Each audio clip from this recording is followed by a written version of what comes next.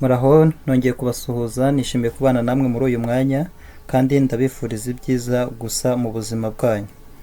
Uyu munsi rero ndi kugira ngo tuganire ku kijyanye n'indwara y'inkorora, grippe muzi ko mu bihe nk'ibi ngibi bigoye by'imvura cyane abantu usanga yatugoye yatuzahaje, mbese twabuze naho twerekeza. Habaho imiti myinshi ndetse umuntu agerageza rimwe na rimwe yagerageje ntimukundire. Ushobora kugerageza umuravumba bakakubwira kuvumbika ukashyiramo n'igikukuri, ushobora gukoresha umuyenzi n'ubundi ukavanga n'igikukuri, ariko ibyo byose ukabona ntacyo bitanze, ukanywa za tangawizi n'ibindi byinshi. Rero niba ibyo byose warabigerageje bikanga cyangwa se nta na kimwe uragerageza, ushobora gukoresha ubu buryo.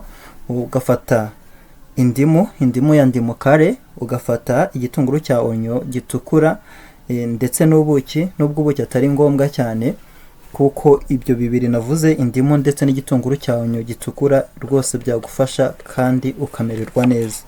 Ibi rero ukuntu bigenza, urabifata nyine ukabitunganya neza, ukabyoza, ukabisukura, warangiza ugakata igitunguru. Iyo kibaye kikiri kibisi kigikomeye utarakijyanye yenda ngo ugihondahonde cyangwa se ngo ube wari waragikaseho gitakaze umwimerere, biba ari byiza. Warangiza ukagikatira ku gasahani keza, warangiza ugahita ufata za ndimu, niba indimu imwe ebyiri, niba ari by'umuntu umwe biba bihagije, ntabwo ari ngombwa gukata byinshi. Warangiza ugahita ukata ugakamurira indimu, amazi y'indimu hejuru ya cya gitunguru. Warangiza hari abategereza iminota 30, ariko iminota 30 biba byamaze gutinda. Hari igihe igitunguru gishya cyane ntibitanga umusaruro, ubukarihe bwa bukarihe kumwe dukata igitunguru kumva kiri kukurya mu maso buba bwagiye. Rero nibura iminota 10 irahagije. Muri iyo minota 10 ukaba wapfundikiye neza ku buryo umwuka utaratambuka kugira ngo umuti ukore.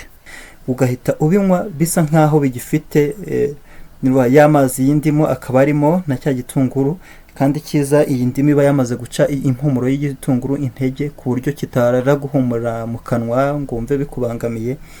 Noho ukabinywa, ukanywa y'amazi ndetse n'ibyo bitunguru ugahita ubikanjakanja. Icyo gitunguru kiba kiragufasha gukuraho grippe, kumwe mu mazuru bumva byafunze cyangwa se hakubangamiye, ndetse n'indimi ikamanuka ikaba yagera ku nkorora ikahita iyikiza. Ibi ngibi rero ushobora kubikora mu gitondo byotse n'ubundi mbere yuko utangira imirimo, cyangwa se ukabikora nimugoroba mbere yuko ujya kuryama. Iyo ufite inkorora itarakariha cyane, kumwe twumva inkorora yaje cyangwa se grippe yaje igitangira tukumvira gucumba, ugahita ubikora, rwose nizeye ko umunsi umwe cyangwa se inshuro imwe ibyo bintu bita bigenda. Rero iyo bisa nkaho byafasha akanya, ushobora kubinywa nka 2 cyangwa 3, rwose ntago bitinda.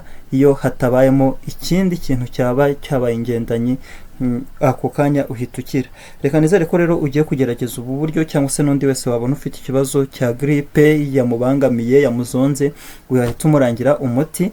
Twavuze ko ushobora gukoresha indimu ya ndimu kare, igitunguru cy'umutuku cya onyo ndetse n'ubuki, uretse ko ubuki atari ngombwa cyane yenda nubwo kugira ngo biryoherere, ariko iyo wakoresheje indimu na onyo rwose nta kabuza uburakira.